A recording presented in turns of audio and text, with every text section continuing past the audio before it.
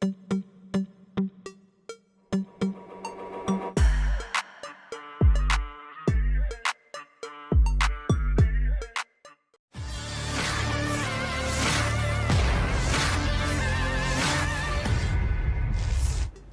infanteri Angkatan Bersenjata Rusia secara akurat menghilangkan peralatan dan posisi kelompok militer Ukraina.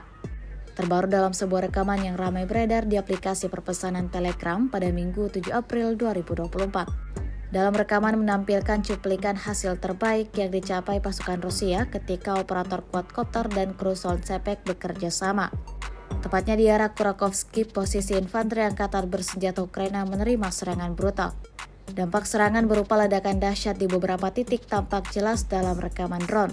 Diketahui Rusia telah menginvasi Ukraina selama 2 tahun lebih, terhitung sejak 24 Februari 2022. Namun, hingga kini belum tampak tanda-tanda perang akan berakhir.